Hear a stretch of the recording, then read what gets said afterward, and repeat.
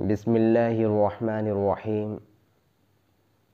اللہ جل شانہ کا بے انتہا شکر و احسان ہے کہ اس نے ہم عاجز اور گنہگار بندوں کو پھر سے رمضان المبارک جیسا مقدس مہینہ نصیب فرمایا، ورنہ کتنے لوگ ایسے تھے جو ابھی رمضان سے پہلے ہمارے ساتھ اٹھتے بیٹھتے تھے، ان کے ساتھ کھانا پینا چلتا تھا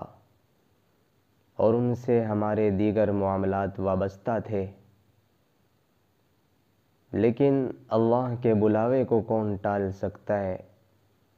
لہٰذا وہ رمضان سے پہلے ہی اس دنیا سے رخصت ہو گئے، چل بسے۔ تو یہ رمضان کا مہینہ بڑے نصیبوں سے ملا کرتا ہے۔ مشہور حدیث ہے، سنی ہوگی آپ نے، حضرت انس رضی اللہ تعالیٰ عنہ کی روایت ہے کہ جب رجب کا مہینہ شروع ہوتا تو ہمارے آقا علیہ الصلاۃ والسلام یہ دعائیں مانگا کرتے تھے: اللہم بارک لنا فی رجب و شعبان وبلغنا رمضان۔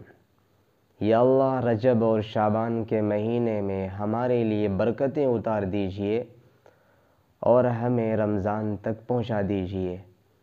یعنی ہماری عمر اتنی دراز کیجئے کہ ہمیں رمضان کا مقدس مہینہ نصیب ہو جائے۔ دوستو، غور کریں، رمضان کے آنے سے 2 مہینے پہلے ہی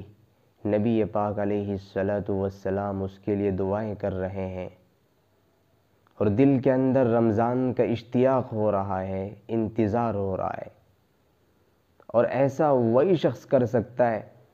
جس کے دل کے اندر رمضان کی صحیح معنوں میں قدر ہو، وقت ہو۔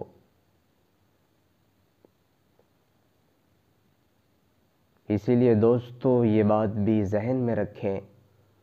کہ حضرت جبرائیل علیہ الصلاۃ والسلام نے بددعا دی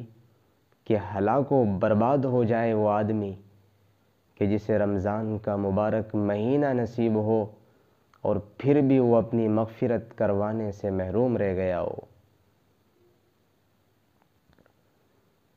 اور اس بددعا پر ہمارے نبی پاک صلی اللہ علیہ وسلم نے فرمایا آمین۔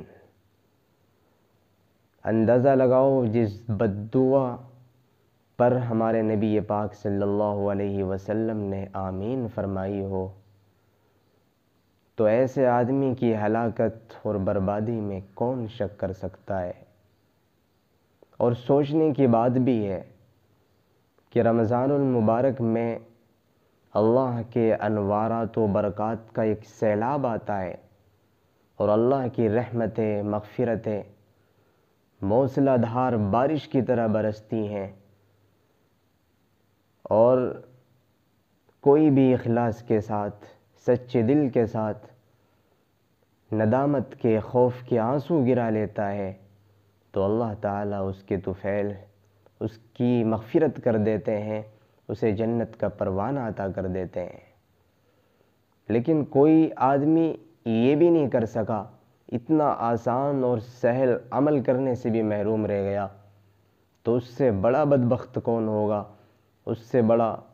برباد زمانہ کون ہوگا؟ اس لیے حضرت جبرائیل علیہ الصلاۃ والسلام بددعا دے رہے ہیں اور نبی پاک صلی اللہ علیہ وسلم آمین فرما رہے ہیں۔ اگر ہم بھی چاہتے ہیں کہ اس بددعا سے ہمیں نجات مل جائے اور ہم ہلاک ہونے سے بچ جائیں، تو اس کے لیے ہمیں رمضان المبارک کی صحیح قدردانی کرنی ہوگی، اس کے تمام فرائض کو انجام دینے کے ساتھ ساتھ اپنے آپ کو خاص کر کے گناہوں سے بچا لینا ہوگا۔ اگر ہم نے ایسا کر لیا تو ہم سے بڑا نصیب والا کوئی نہیں، اور اگر ہم نے ایسا نہیں کیا، رمضان میں بھی اپنے آپ کو گناہوں میں لگائے رکھا، اللہ کی نافرمانی میں خود کو مصروف رکھا اور اپنے اوقات کو ضائع کر لیا، تو ہم سے بڑا بدنصیب بھی کوئی نہیں۔ اللہ تعالی ہمیں رمضان المبارک کی صحیح قدردانی کی توفیق مرحمت فرمائے۔ وما علینا الا البلاغ۔